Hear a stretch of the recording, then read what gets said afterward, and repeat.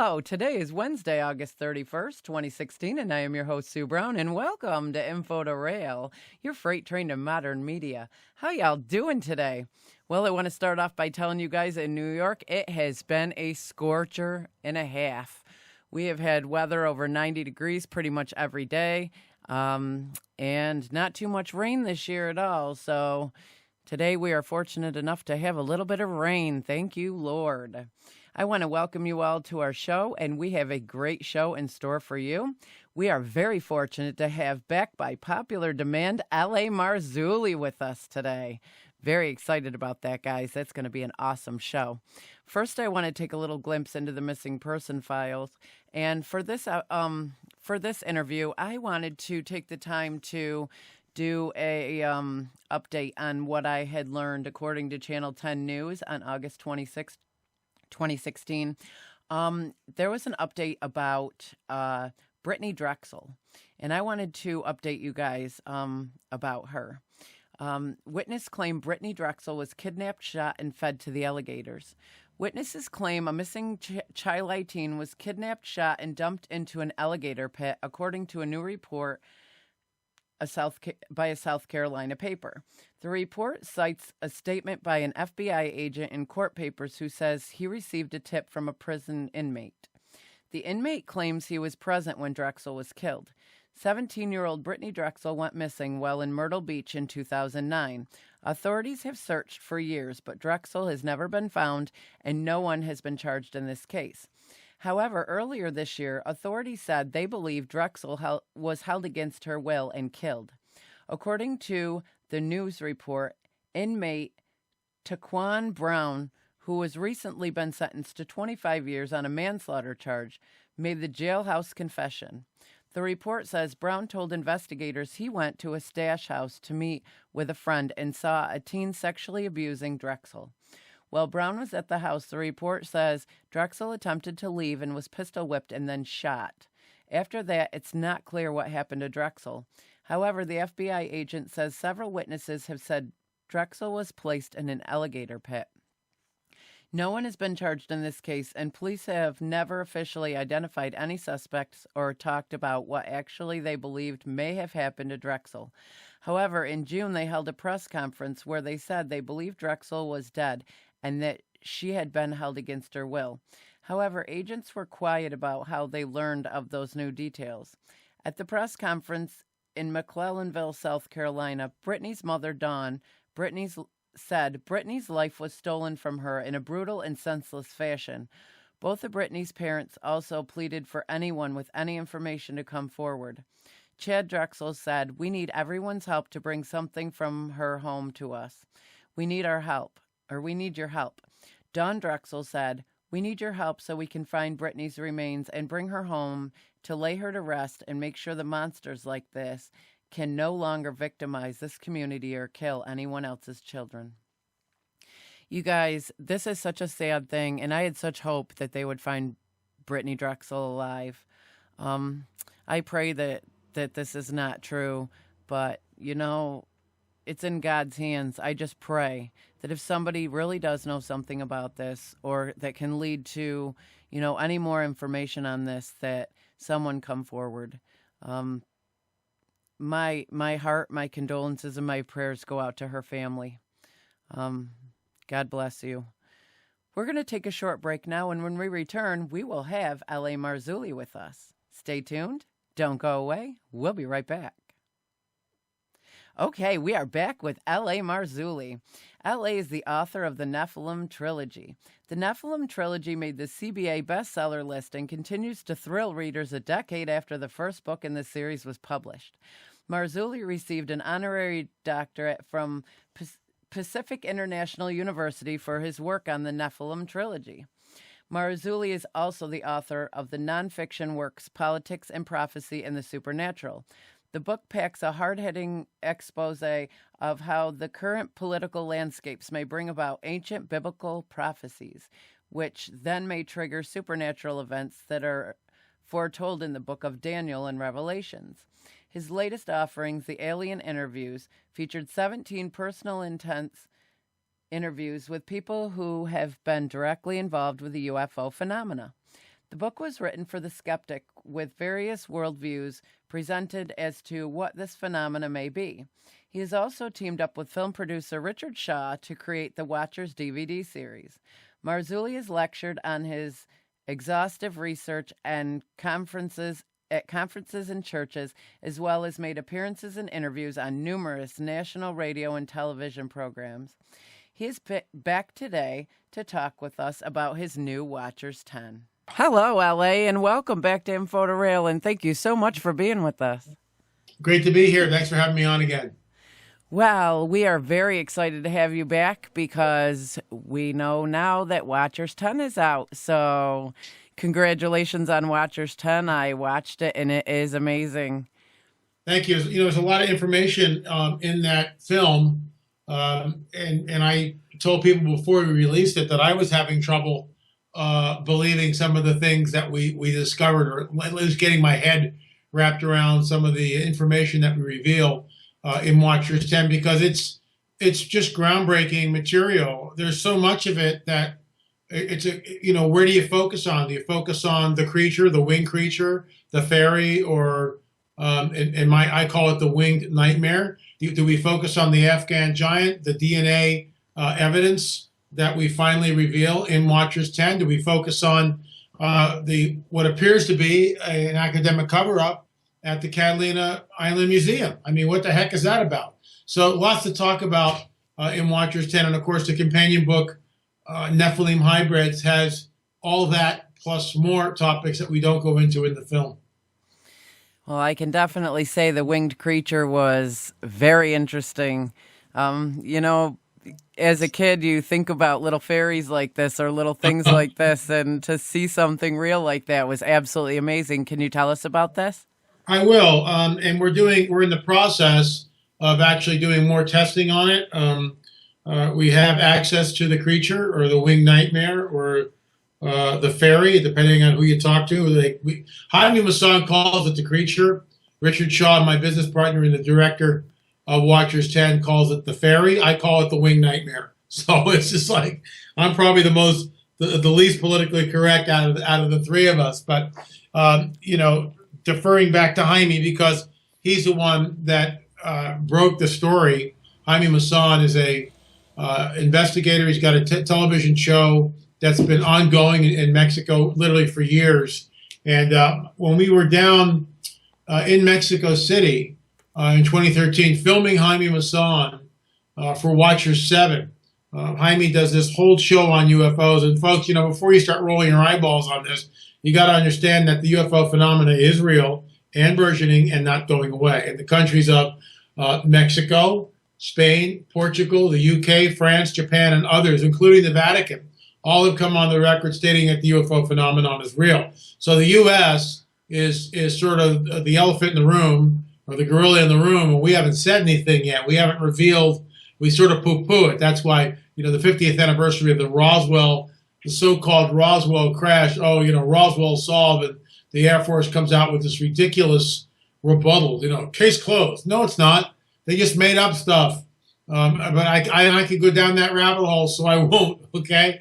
But the bottom line is Jaime Maussan, everyone knows Jaime, basically, in Mexico. He's got, like I said, this TV program that's been going on for years. He's got over 4 million viewers. Think about it. It's a lot of viewers, faithful viewers. So the backstory is this. There's a family traveling from Guadalajara down to Mexico City. And they pull off the freeway, the Pan American Highway. I'm not sure what exit it was, and because the kid, the son, the 13-year-old boy, has to relieve himself. Pull to the side of the road, kid gets out of the car, he does his business. He looks down and he sees this thing, and he's got the presence of mind to pick it up. It's already dead. They put it in a box or a plastic bag or a paper bag. I'm not sure the actual how they got it, what they stored it in. But they brought it to Jaime, and Jaime has done testing on it. And when we were there in 2013, Jaime was filming this television program. So he ushers us up to his office, and he goes, Marzulli, Shaw, I've got to film my program. And he goes bounding up the stairs. But before he does that, he reaches behind him and opens up a cabinet and takes down this jar and then sets it on the desk. And the jar is like, about this high. And in it is this winged creature. And he just waves to us and goes bounding up the stairs out of the room. It's a 4-story house that he lives in Mexico City, or that is not he lives in, but it's a 4-story house where his business is located. The studio's in the top office. He's got all these offices where people and his investigators work on UFO film. I mean, it's just incredible. And so Jaime leaves, and here in front of us is this jar with a 9-inch creature in it. And I'm looking at this thing going, oh my gosh. I look at Richard and go, do you think it's real? And the thing had wings. It had a face, a human face, pointy ears. It had fangs, teeth like a lion.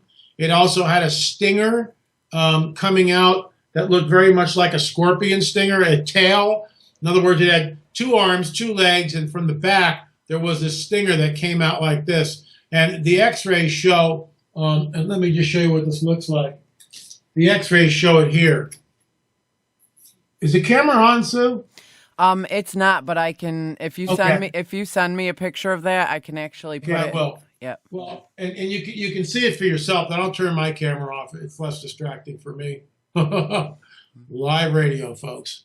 Anyway, the bottom line was, we look at this thing, and immediately I began to think Revelation chapter 9, which talks about these winged entities coming out of the abyss. Now, before I go further, we're not saying that this winged entity, the creature, the fairy, the winged nightmare, is what comes out of Revelation 9. But I got to tell you, the resemblance is unnerving, really is unnerving. And it, the first place I went to when I saw this thing was Revelation 9, which, talks about the abyss being open, and out of the abyss come these winged creatures with teeth like a lion, hair like a woman, the wings on its back, the power to injure humankind was in the tail, which is exactly what we see. So it's there are some similarities, which I think we need to look at. We were able to photograph this winged creature that is in Watcher's 10. We were able to take DNA samples. Unfortunately, because this thing has been soaked so long in formaldehyde, the samples were degenerated and they were not able to extract any DNA from it. We are in the process of getting the creature and changing out the fluid. And I guess it's in an ethanol alcohol-based solution, and we're going to change the solution into more of a formaldehyde. I've actually gone online and looked into that. So we're in the process of doing that, and of course we will be doing much more testing on this. It went viral when it went out, when we released this. The little piece that we did on it has well over 600,000 hits on YouTube. So I mean, it was picked up. This creature was picked up by a variety of other websites. I mean, it was all over the web for a while. So it certainly piqued people's interest. It still remains extremely controversial, and many people look at this without really studying it and knowing what we know and looking at the X-rays. Oh, it's a fake. Well, how do you know that? Were you there? Did you look at it? I mean, it's just the armchair. The armchair experts sitting back in their daddy's basement, mom and dad's basement, on their computer, and the trolls have a field day with it, but they never do any real research of their own. And they just tell us we shouldn't believe in this because they tell us we shouldn't believe in it. So that of course, is intellectually dishonest and disingenuous. I was looking at this thing, and by the way, we were told by Jaime Maussan to keep it under wraps, not to go out with it for 3 years. So for 3 years, we knew about this and kept it under wraps and didn't reveal anything about it. And then we were working on Watcher's 10 DNA, and Richard called Jaime and said, "Can we use the fairy?" And Jaime said yes. And Jaime allowed me to use it for the cover of my book, which is just incredible. And I thank Jaime for that. What's interesting here is that I asked for the x-rays. Now, when we were, and look, this goes back 3 years, and when I wrote this in the book, I may have been confused. And the reason for this is we're in a country where English is not the first language. There's a lot of hustle and bustle going around, and they did come up that day with the x-rays, and I was mistaken because I thought that they had taken the x-rays that day, because they did take the creature out and they did something with it. But the x-rays apparently were taken much earlier. And they came in with the x-rays and they showed us the x-rays. And we were looking at all this and wondering, what it is that we're really looking at here. What is this? And the x-rays showed a skeletal structure, very complex skeletal structure. But, I'm not anatomically trained, so I don't know what I'm looking at. For all I know, this thing could be a composite of other creatures. And that's what the skeptics are pointing to. And of course, the skeptics aren't trained in anatomy either, or, the difference in skeletal structures. I mean, they're just not. But they'll act with authority and, this is a composite. Well, how do you know it's a composite? You're just saying that from your mom and dad's basement in front of your computer, and you are a troll. Thank you very much. So Jaime gave us the x-rays, and this is where it gets really interesting. On the x-rays, there were these spherical dots. Now, an x-ray, when you take it, the denser an object is, the whiter it gets on the x-ray. So an area like the skull was very dense, and a radiograph or an x-ray, it shows up very white. These round spherical balls were all through the creature, and we didn't know what they were. And they were very tiny. They were asymmetrical.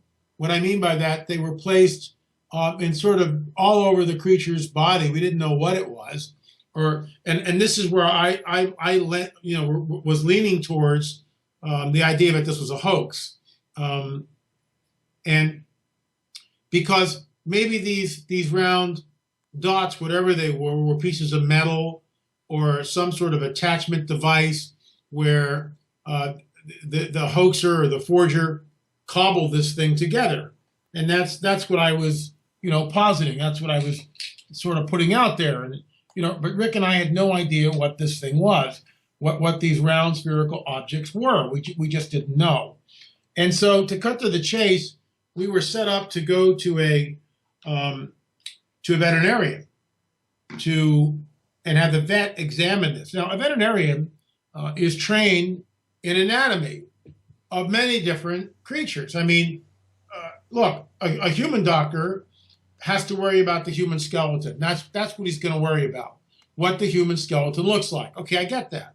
But a veterinarian looks at horses and dogs and cats and snakes and everything else. He's got to know what it is he's looking at. So he's trained in a multiple of species. He has to look, and that's how he's trained. So in some ways, as far as anatomy, and again, he's no expert, but he certainly is more of an expert than I am. I mean, he's trained in looking at x-rays, because when pets come in, he's got to do x-rays, right? And he's got to take a look at what he's looking at and examine the x-rays. So he has to know the skeletal structure of dogs and cats and horses and everything else, because that's what he does.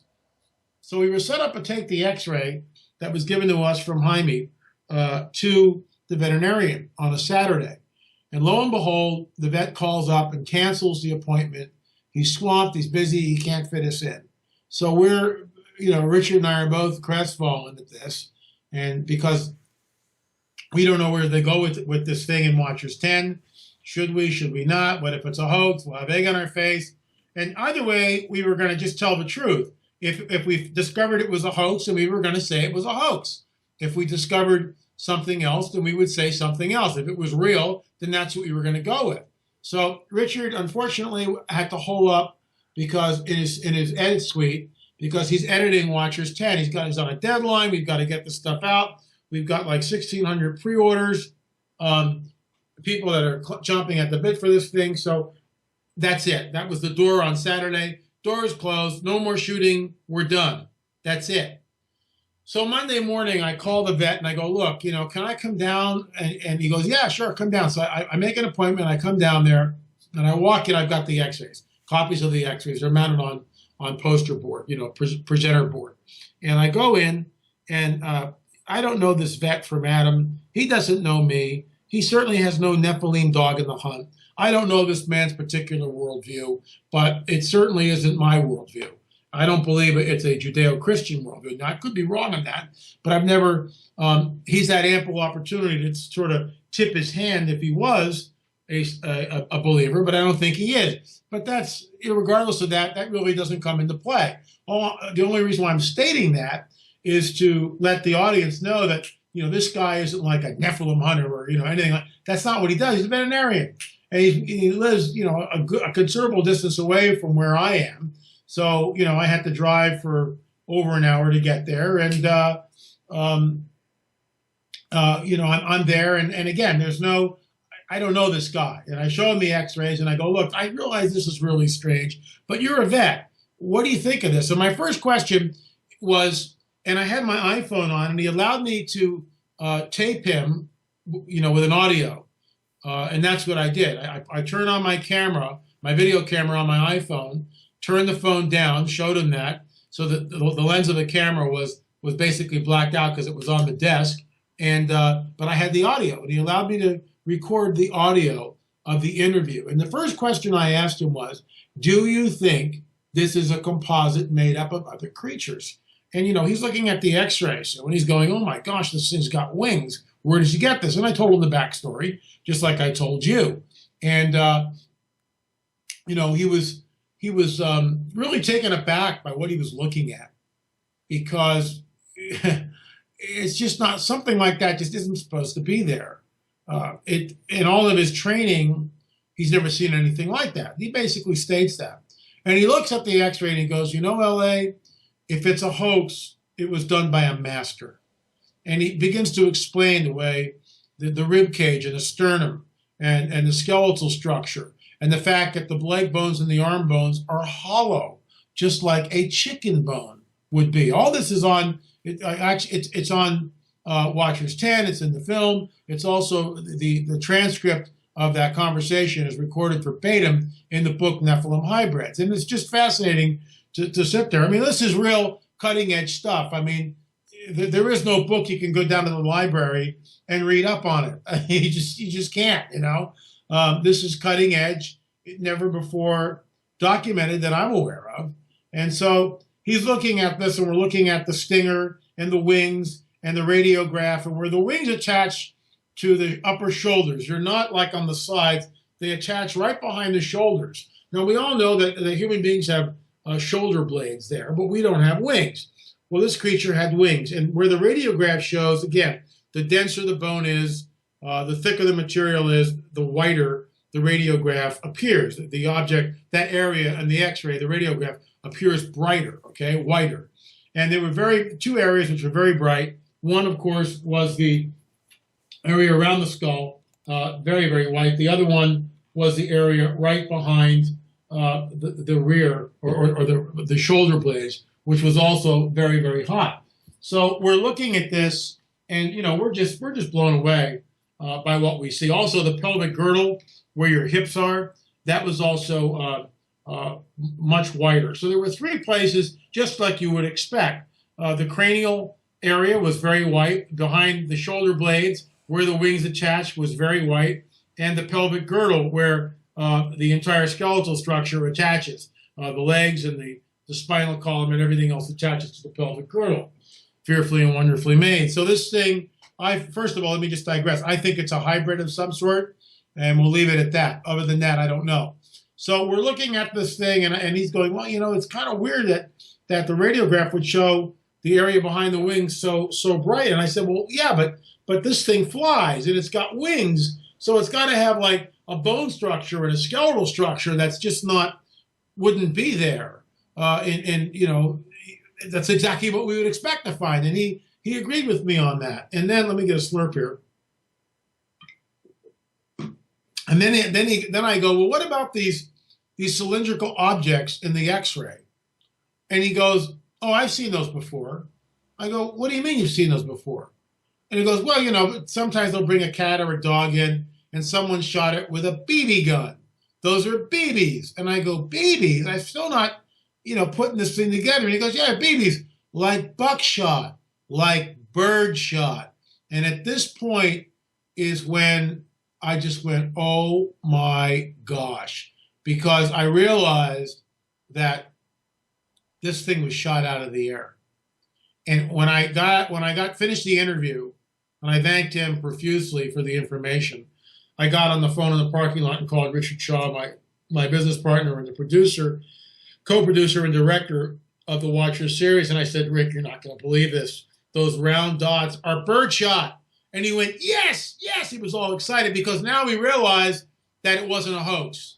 It wasn't a hoax. I mean, what are you going to do? Create this thing and then shoot it with a shotgun? Come on. I mean, It just makes no sense at all, right? Right. And again, the veterinarian went on the record and stated unequivocally that, in his opinion, this was not a composite of other animals, that it was not a hoax, and that the round cylindrical objects through the creature's body was in fact birdshot. Later on in a conference, Prophecy Watchers conference at Colorado Springs, I was able to, I presented what I'm presenting to you now in front of 1,000 people, standing room only, and it was such a riot that they had to bring in 100 extra chairs because there was just overflow.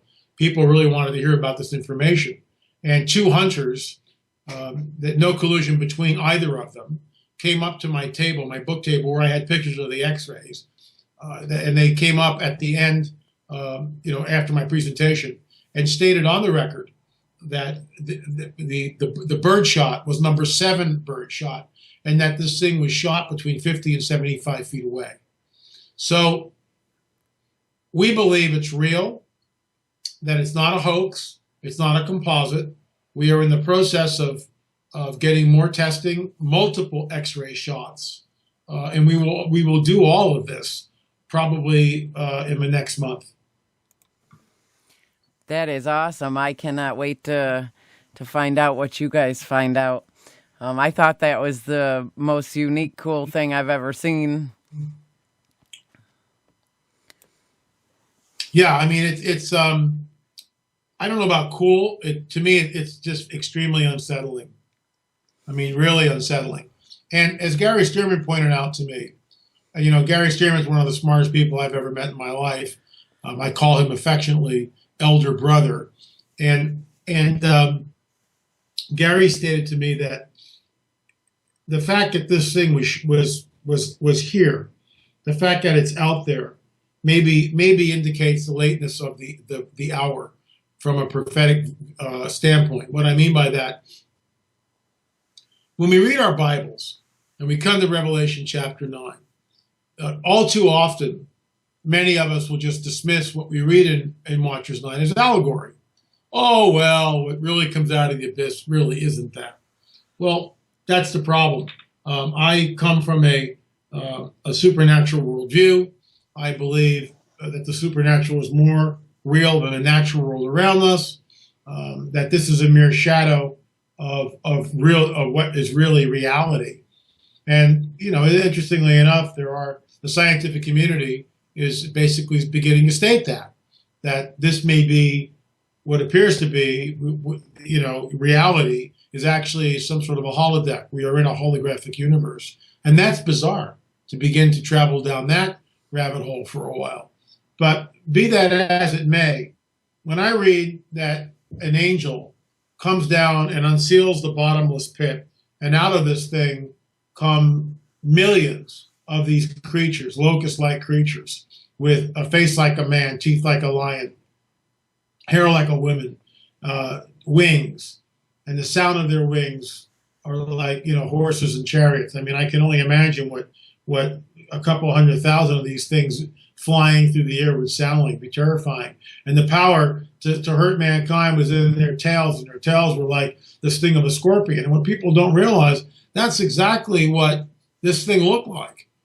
It did not have hair like a woman. It did not have a breastplate. Perhaps those things are added on later. I don't know. I don't have all the answers. But much of a description of what we saw does match, or what, let me back that up. What we saw matches the description of what we read about in Revelation chapter 9. So all that being as it may, again, it may point to the lateness of the hour, that we might be in a window of time where prophecy that was written thousands of years ago, specifically the time of Jacob's trouble, the 7-year period known as the tribulation, may be right around the corner. Now, I believe that the church will not be here for that. I think that we're taken out. We are raptured. And I realize that's controversial. A lot of people want to jump up and down and scream and yell and stamp their feet, and they want to go through the tribulation. Well, you go ahead and go through it. Good luck for that. But I don't want to be here for that. Why would I want to be here for God's wrath? I mean, because that's what it is. It's the wrath of the Almighty coming down on this planet. And who wants to be here for that? I mean, I don't want to be here for that. And but I digress. If it's true, what we read about in the book of Revelation chapter 9, and of course I believe it is. I believe it's literal. The abyss is open and these things come out. That is a supernatural event. But it also begins to point in the direction that, where do these things come from? Who's making them? Are they bred? Look, in the Lord of the Rings, you see Sauron and Saruman, and Saruman is creating these hybrid entities called the Uruk-hai, okay? So, I mean, why is that? And I realize this is all science fiction. Okay, I get that. But it's the same deal. I believe that the fallen cherub, the God of this world, has access to DNA, just like we do. And I believe he can create chimeras, just like we can today. And so somebody's creating these things somewhere, and there's millions of them, and they come up from out of the earth. I don't know who is. I don't know the particulars of it, but I believe that it's real and it's literal. And the fact that we found this thing, and Jaime is allowing us to do further testing on it, I just find that incredible. I do as well. I couldn't even imagine, coming across something like that. It was crazy. I'm looking at it, and you could almost just tell it was so real. The more you looked at, I like I said, Watchers 10 was amazing, but that had my interest so much you couldn't even blink, and I look forward to hopefully, what you guys find out about it so we can know a little bit more about it. Well, and as information comes in, we will certainly release it, to the folks, because that's what we're about. I just want to address something, and please understand where I'm coming from. There are so many trolls out there, and people want all the information for free, and I understand that, and we get chastised, and people will write, oh, it's always about selling. And I may do a spoof video here at some point. All this costs money to bring, the creature into a lab, to do DNA testing, to interview people. People just don't do this stuff for free. And so when we charge for the video, and when you buy the video, that not only keeps our lights on, it enables us to have barbecue chicken a couple of times a week, but it also allows us to do the next Watchers series and keep the investigating going. So thanks for your support. And I know, Sue, that you've got a special up on your website. When people buy from your website, you get 40% of the proceeds. And there are specials on your website which are only available for the people that follow you. They can't get them at my website. And we got I think 3 bonus items when you purchase Watchers 10 in the book Nephilim Hybrids. There are 3 bonus items that you get. You get Watchers 6. You get a year subscription of Politics, Prophecy, and Supernatural magazine, which is comes as a PDF file in your email box. That's amazing stuff. So there are bonuses there, and you also get the communion CD. So it's like a $93 offer for $39.95. So it's a great offer. And again, Sue, info2rail gets 40% of the proceeds. So there you have it. I absolutely agree with you. I mean, for all of us, we get up and we go to work every day, and that's how we make our living.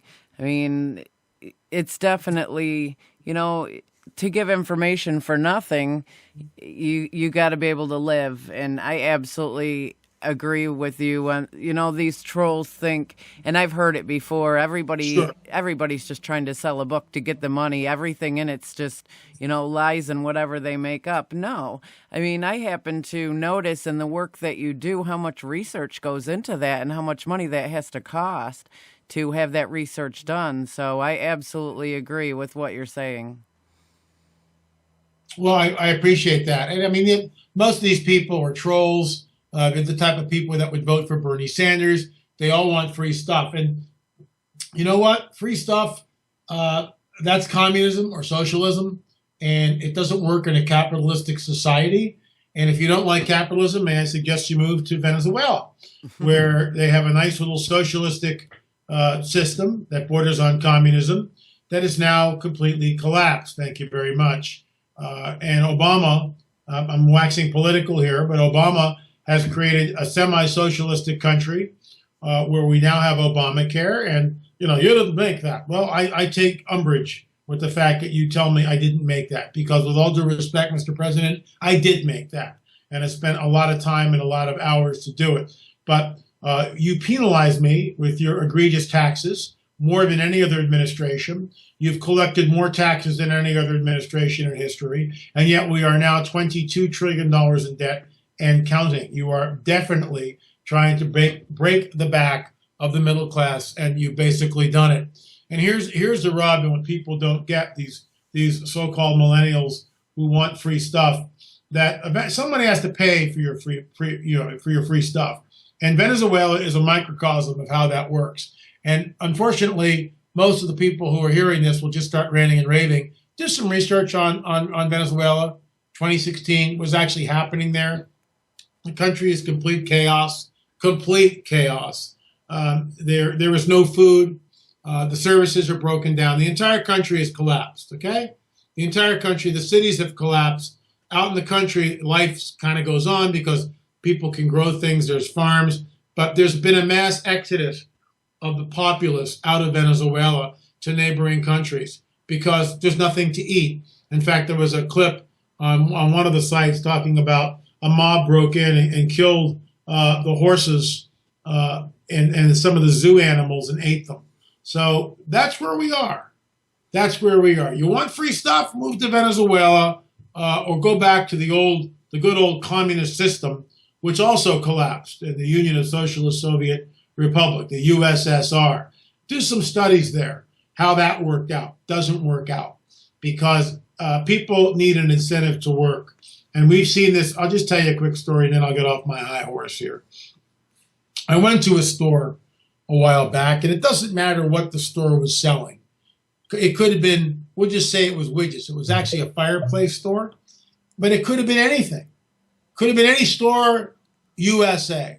And it was a mom and pop owned business. And I walked in and a clerk came out and I said, well, I'm looking for a particular item to do this.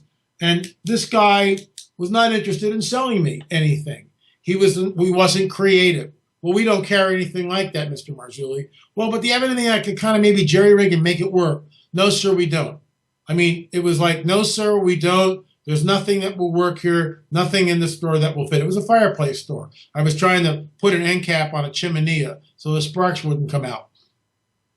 And I go, well, don't you have anything like a small grill or just something? Well, no, sir, we don't have anything that will work that way. So, okay, so I leave the store, somewhat disgruntled. I got in the car and I said, here's the difference. This guy's on a salary. He gets paid, whatever he gets paid per hour. He's not interested in selling anything because that's not his store. So I go back 2 weeks later and I walk in and the owner's son is there. It's a whole different deal. And I repeat the same story. I'm looking for something to cap off a chimney so the sparks don't fly out. He goes, well, we don't really sell anything like that, but we have this. We have this. He shows me 2 or 3 things, taking me around the different parts of the store right? Spending time with me. You know why? Sue, because he wants to make a sale, because it's his business, because he's got vested interest in the business. It's his dad's business, but he's there and he's getting a percentage of it and he wants it to succeed. There's the difference in right there. It was just glaring because one guy wanted to make a sale because that meant that he's going to keep his doors open. The other guy could care less because it's not his business. He gets a salary. And that guy should have been fired on the spot. The employee should have been fired on the spot because you really don't care about your job. You don't care about this business. All you care about is, when's my next break and give me my paycheck. And so it is, and I'll get off my high horse here, but, people need to hear this stuff, that the capitalistic system, the entrepreneurial spirit is what made this country great. It's what made this country great, and it continues to make this country great. And, look, we're in a political year here. The elections are less than 70 days away, and we have, it's, in my opinion, and I promise I'll get off the bandwagon here. I feel like I'm on my own radio show, Sue. I just completely lassoed it from you. Sorry. Please forgive me. But if Hillary gets elected, it's higher taxes, abortion on demand. It's immigrants coming into this country by the millions. We won't recognize this place in another 4 years. It'll be more of Obama a legacy. And all you got to do is look at Benghazi and the failed Middle East policies to understand where it's going. And already, Trump's gone to Louisiana, presidential. He's down in Mexico, presidential. This guy's going to solve problems. He's going to solve problems. And Hillary is nowhere to be seen. And I promise I'll stop now because I can continue with the rant. But I'm done. Thank you, Sue. I don't mind at all because you know what? That's why I have guests on my show to share with, our listeners what's going on in the world, because a lot of people kind of either live in a shell or they just don't get it. And, I think it's opening a lot of eyes when I have guests on my show that actually come out and tell the truth or, make people think. So I welcome it. Very cool. Can you give us a little bit of insight? We were talking a little bit before we went on air about the lack of rain and the heat that's going on in California that's now going on here in New York, which doesn't happen. Can you tell us a little bit about how you said that's, kind of prophecy as well? Well, yeah, but before we started recording, I was discussing the California drought, which is now going on year number 9. We are in a climate, we are in a period of time, which since I've been in California, and that's going on over 40 years now, I've never seen anything like it. And we discussed some of this in Watcher's 9 Days of Chaos. We discussed this with a man who's had his eye on the Colorado River all his life. And Andy was gracious enough to come on the record with us. We took him up to a dry lake bed about 2 miles from my house. Now I'm about 1,200 feet above sea level in the Santa Monica Mountains, and we overlook the Pacific Ocean. I've been here forever. When you could buy land up here, and it was it was the boondocks, and in some ways it still is the boondocks. People have 1 acre, 5 acre parcels. There are no street lamps and sidewalks, nothing like that. There are no social amenities. Everyone here is on well water. There's no gas lines. We do have electricity. Bung, bung, bung, bung, bada, bing, bing, bing. We have electricity here, but I have 2 wells, and I have a propane tank. So that's how we live up here. And it's very bucolic. And across the street, the chaparral, which is only indigenous to the Santa Monica Mountains, looks basically untouched, like it has for thousands of years. But the lake there was man-made, and it was a year-round stream which fed it, and people would come up and boat and fish and all this other stuff. Well, it is now a dry lake bed. So there's no water. There's nothing living in it. It is a dry lake bed. It's dusty. There's weeds. There's no water. So that's dried up, and that's where we filmed Andy, and which was extremely telling. And Andy talks about the Colorado River. And he states on the record that if the aquifers continue not to be replenished, and the Colorado River continues to drop, it will affect upwards of 40 million people, because the Hoover Dam gets its hydroelectric power from the Colorado River. And at some point, if the Colorado River drops below the turbines will not turn. Thus, power goes out, ceases to exist for 40 million people. Now, I'm not making this up. I'm not making this up. And the fact that everything, it's hot, it's dry, it's dusty, and this could be a very, very, very alarming fire season here. I really hope it's not.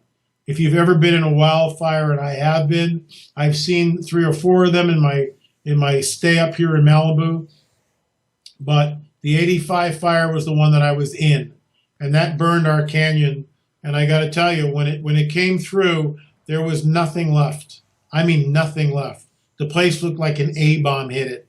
It burned everything. And that day, the Santa Ana winds were blowing, and when the Santa Ana winds blow, they can have gusts up to 60 miles an hour.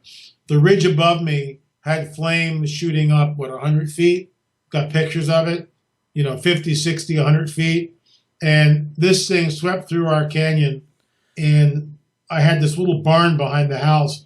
That thing exploded when the fireball hit. I mean, exploded. And we were in front of the house protecting ourselves from the fireball, which came over the houses, okay? And I mean a fireball. And we were pressed next to the house. Next to me was a wild rabbit seeking refuge. And we had 2 firemen. There was a fire truck out in front.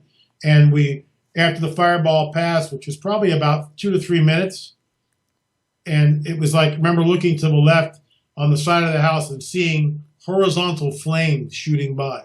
Horizontal flames. I'll never forget it. And we went out. Both the house and the guest house were on fire. The house and the guest house were on fire. And we had a fire truck out there with 250 gallons of water. Not much. We put the fire out. I held the fire hose. I had no training because the firemen were overcome with smoke, and I wasn't. And I went out there with no mask, no gloves, no nothing, and helped put the fire out. We all took turns on the hose. We put the fire out. And, I mean, I've never experienced anything like it. Well, 1985, that's a number of years ago. It's all grown back. The chaparral is now, 12, 15 feet tall. There are deer living in there. And the canyons are extremely dry. And my hope is that we get through fire season, which comes in late October, early November, through December, when the Santa Anas blow. That's when fire season starts. And when the Santa Anas blow, somehow the crazies come out and start lighting fires. Other times it's an accident. If the winds are blowing 40 to 50 miles an hour, you've never seen anything like it, you can't put it out. All you can do is try to manage. I was younger then. I was only 45 years old. That's 20 years ago, 21 years ago. I'm now 65. If I saw the Santa Anas blow and there's a fire in our canyon, would I stay? More than likely not.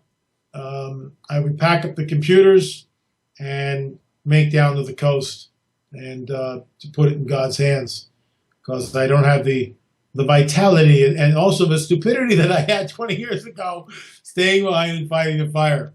So that's where we are in California. We are in the midst of a horrible drought. And unless we get rain and get rain soon, and I mean a lot of rain, we are in for some very deep problems in the future. I am seeing these things happen here as well. I'm in New York. I'm right on Canandaigua Lake. And we very rarely have gotten rain, maybe 4 days this year. And it is very scary. Wow. We are constantly in a water shortage. We're constantly in a no burn ban. This is stuff that just doesn't happen here. Usually we get a good amount of rain. And I mean, this has been horrible with the amount of days that are over 90, close to 100. And it doesn't seem like we have too much, of a break in these hot days. And today is raining, which I think it's already done raining. When it rains, maybe it's a couple hours, but then it's done, and then the humidity just hits an all-time high. And I've not seen this happen, too much in my lifetime. I guess the last time it was like this was in the 70s. But it is a scary thing to look around and see that we're not getting any rain. We're not, our grass here is yellow. A lot of it is literally desert like. The ground is so powder like now, and it's scary. Our trees are dying. Every year we have dandelions in our yard. We've seen maybe one or two at the beginning of the season, and there's been no flowers. Wow. We're not used to this. Yeah, no, I hear you. I mean, I totally get it. I really do. It's very scary. I mean, I have to continually wonder what's going to happen to us here with crops and food. And I mean, you go to the grocery store and it's the scariest thing you see when your groceries are $20 or $30 more than they were last week. And it's just, you can't even afford to buy food. And when you do, you're not getting food from here anyway. It's getting shipped in from another country. And I mean, these are very scary times to be living in. Well, they are. And this is part of the problem. It's just not going away. And, when we look at what's happening on a global level, many of us will say, well, it's always been this way, and things are cyclical, and it goes up and down and up and down. And I mean, I understand that. And that's true on some level. On the other hand, what we may be looking at are the birth pangs. And the birth pangs that I believe we're living in. We're living in the birth pangs. They give birth to the period of time known as the tribulation. And unfortunately, I believe that the birth pangs are ongoing, and they're getting more severe. Look at the rise of earthquakes, the rise of volcanic activity. There's been rumblings in the Katla and the Eyjafjallajökull volcano in Iceland. The Katla volcano was a super caldera, which hasn't blown in some time, since 1919. That would change. That could create a nuclear winter where crops don't grow. Same thing with Yellowstone.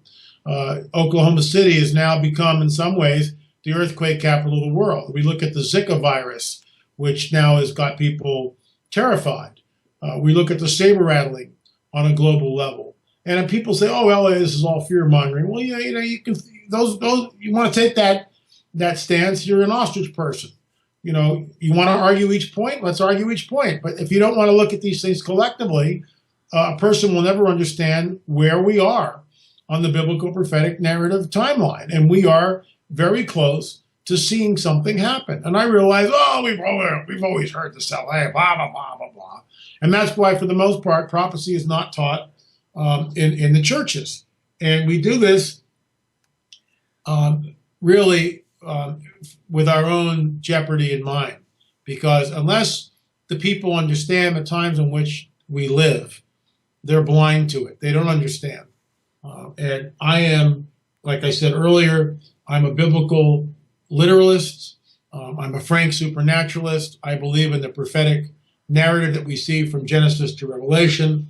And I believe that all the signs that we are seeing dovetail into the narrative that Jesus warns us about will precede his second coming, his return to this planet. And you got to remember, we are engaged in a cosmic chess match, a cosmic war. And the God of this world, Satan, is at war with the Most High God. And this has been carried out literally for millennia and continues to do so. But at some point in time, it stops and the king returns. And that's what we're all hoping for. Meanwhile, wars and rumors of wars, check. Famines, pestilence, check. Earthquakes in diverse places, check. Fearful signs in the sky, check. Men fainting from fear from what's coming upon the earth. Not yet, but I think we're getting close to it. What is that? Is that a solar flare? Is it Planet X? Is it, a mile-wide mothership? I have no idea. But that's what it says. And I think something is coming soon, and it's not good. Whatever's coming is not good. And look, you got Kim Jong-un in North Korea, saber rattling. You got the crazy deal we made with the Iranians, which absolutely makes no sense at all, by the way. And now they've got, thousands of troops in Iraq. You've got the rise of ISIS because our president who leads from behind, informed us that ISIS was the JV team. You've got the complete meltdown in the Middle East because all this happened when Hillary Clinton was Secretary of State. Thank you very much. The debacle in Benghazi overthrew Hosni Mubarak in Egypt. I mean, and just on it goes. It's unbelievable. The ongoing 5-year Syrian civil war, which has become one of the most bloodiest conflicts of the 21st century, of the 20th and 21st century. A correspondent, and I blogged on this on Monday, a CNN correspondent who's been embedded in many different war areas, everything from Desert Storm on, said that she's never seen the devastation like she saw in Aleppo, which is in Syria. So things are ramping up on a global level. We look at the petrodollar, which is being threatened by the takeover from the BRICS nations, Brazil, Russia, India, China, South Africa. And so you put all this together in sort of a cosmic blender, as it were. And in my opinion, Sue, tell me where I'm going wrong here, is that these are the last days. And all these signs, when put together, signal that we are at the end of the age and that Messiah is going to return. And that is my blessed hope. And that's what I, hang my hat on. I agree. I believe you. I agree with you 100%. I think the thing that makes me fear the most where we are now is I don't even dare use my tap water to drink. And that's something, I never thought we would be in that kind of a place when I turn my tap water on to do dishes and all I can smell is a putrescent smell of almost death or sewage, or I don't even know. It's the most horrible smell, and it comes and goes when you're using your tap water.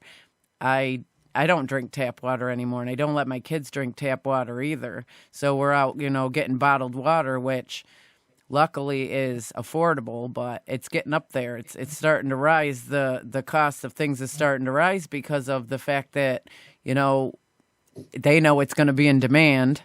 But, that's a scary thing. I don't know if even to cook with this water is safe, but, I mean, the smell of it is just complete, utter death. It's disgusting. Well, what I would definitely not use it. Either that or get some kind of filtration system set up in the house. We're on well water here, but we've got to be very careful of what we use the well water for. Germany has stated recently that German citizens should start stockpiling food and water. Folks, I got to tell you, when it happens, it's too late.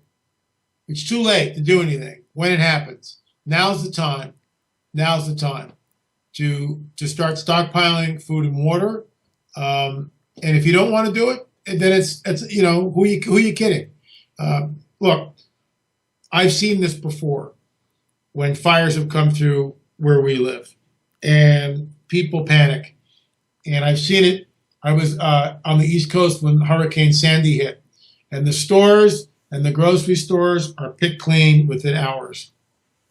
Within hours. And what do you wind up with? A box of Cheerios? That's not going to cut it. Bacon is up to $8 a pound. I mean, bacon, $8 a pound. Who would have thought, right? Oh, it's yeah. just unbelievable.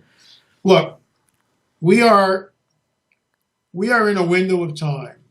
I'll state it again. These are the days of chaos, which was Watchers 9 and my book, Days of Chaos. We are in the days of chaos. And people need to wake up and understand the severity, the tenuous, tumultuous, unprecedented times that we are living in. And, all this is in our Watchers series, and that's why we do what we do.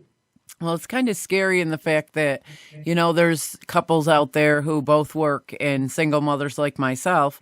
Right now I do my radio show and am, trying to get a job outside of the house as well. But when I was younger and had 2 kids, I was a single mother as well. Now I have 4 kids, which makes it harder. But, even 2 jobs does not cut the bills, plus allow you the money to stockpile the food and the water that you need. and it's so hard, and that's where people are struggling today, trying to make all their, make their bills and then be able to afford to feed their families. And it's becoming, even for myself, it's becoming such a struggle. And the fact is that when this country was founded, people did not pay income tax, and this was hoisted on the American public, and now it has become standard procedure, just standard procedure, and that's part of the problem. That the money that we need to survive is now given to the government. The money that we need to expand our business, to retire with, is given to the government. And it's one thing if it was a small flat tax of, let's say, 10%, people wouldn't complain about that. But some of us who are entrepreneurs are paying 35, 40% or more. And that's just federal. And then you add the state on top of that. So where does it go? And look, we're at the same place where we're taxed to death, to the point that we can't hire anybody new. We're borrowing money to reprint books. I mean, it's just unbelievable. And and then you get the president who says, "You didn't make that." I mean, it's infuriating. With all due respect, sir, I did make that. And I resent the fact that you insist on telling me that I didn't make that. Well, I think one of the hardest things that I look around and see is families falling apart and couples going their separate ways. And, it's all over money and priorities in this world. And, for me, I'm somebody who believes in family first. Of course, you need money to live and to be able to, provide for your family and such, but so many people put family on a side burner, and it's all about, you're out there with two jobs or, whatever it takes to make it work, and family's falling on the wayside. And I'm kind of almost think that that's what the government wants. Well, it's definitely getting weird, and when you say the government, it's not the government that people think it's there. It's what we look at. There's a shadow government. And this shadow government has been in place, in my opinion, and I'm going to go down the conspiracy rabbit hole here, since the Kennedy assassination. And they gunned him down in Dallas. It was definitely not Lee Harvey Oswald. But I digress, and people don't want to hear this, and that's fine. But something happened that day, and there is a military-industrial complex that has been in place that since the Kennedy assassination. Eisenhower warned us of this, and so what can I say? I mean, we had this. All a person needs to do is look at the Afghan war and realize that that war has gone on for basically 15 years with no end in sight. So with that in mind, what are we to do? What, 15 years in a war? I mean, with our blood and treasure coming back or not coming back, and not getting the care that they need, with $1 trillion opium harvest, every year. I mean, I'm not making this stuff up, Sue, and it's there. And something's fishy. Something's going on. Something's not right. I think millions of Americans know about this. Millions of Americans feel it, but we have no voice, and that's why people are voting for Trump. I just see the fall of humankind in such a big way. It hurts my heart because, I'm somebody who really pays attention to what's going on around me.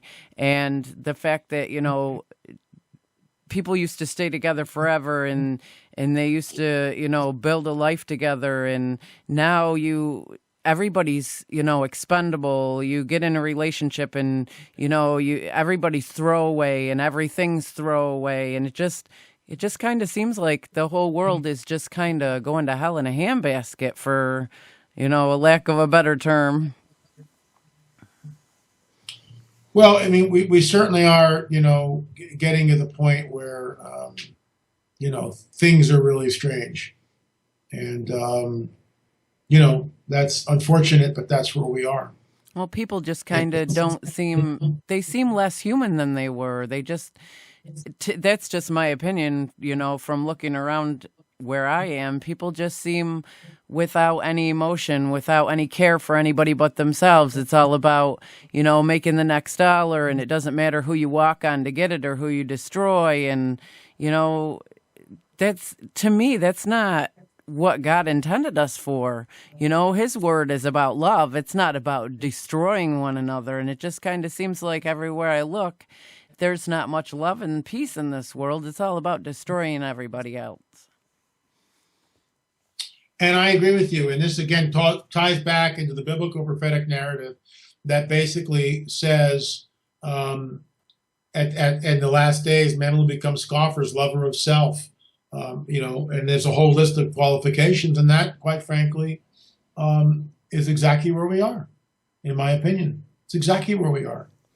Well, I look around, and it's like nobody cares about trust between one another. Nobody cares about, if somebody needs and you have extra, why don't you help the person in need? It's all about what they have and what they need, and it doesn't matter. It doesn't matter if two people in a relationship trust. It doesn't matter if, your career, your boss and yourself have trust or a mutual respect for each other. It just kind of seems like all of the morals and ethics from yesterday are gone. And it kind of hurts my heart, because I sit here and wonder, God's got to be crying for all we do to one another on this planet. And, Sue, I would certainly agree with you that where we are is just, it's in my opinion, it's a indication of just how far down the rabbit hole we really are. Well, I wish there was a way to pull ourselves out, but I guess the only way to do that is the coming of Jesus. There you go. I myself look forward to the second coming of Jesus. Well, that's where I'm at too. I just, that is my blessed hope. That's what I hold on to. I just think we're in a window of time that his return is imminent, and people can argue about that till the cows come home, but that's where I think we are, and I'm sticking to it. Oh, myself as well. Well, I want to thank you for the time that you took to be with us. And can you let us know again, I know all the listeners know you well, because you are very big demand on this show. I get a lot of emails wanting you on this show continuously again and again. And I absolutely love it, because you are definitely an inspiration, and what you do, I'll tell you, I'm very appreciative of the work you do to bring us the information you bring us.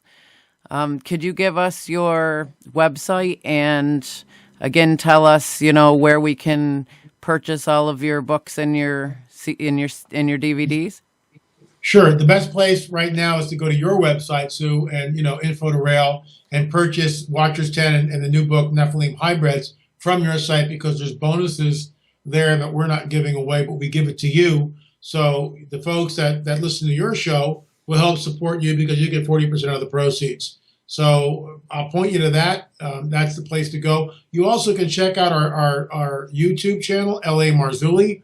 L A Marzulli, there's all sorts of reports that come up there from our Politics, Prophecy, and the Supernatural Report, ppsreport.com, or L A Marzulli on YouTube. And of course, we are now on Vimeo, so you can rent all the Watchers series on Vimeo. Great. And again, I want to thank you so much. I know how busy you are out doing the things that you do, so you can bring us the very interesting, amazing things you do. And I just, again, really want to thank you for taking your time to be with us again. Thank you, Sue. Appreciate it. Thank you. And you have a great day, and we look forward to having you back on again. I hope so soon. Me too. Bye-bye. Bye-bye, Sue. All right, guys, that was an absolute amazing, yet again, interview with L A Marzulli. It is always great to have him on the show. And, I always look forward to when he comes on because, boy, you know what? He opens a lot of eyes, and if he doesn't, he should. You guys should really, this guy's very educated, and he does his homework, and he's out in the field, and he's really, taking the time to research this stuff and bring us to the best of his ability, the best he can.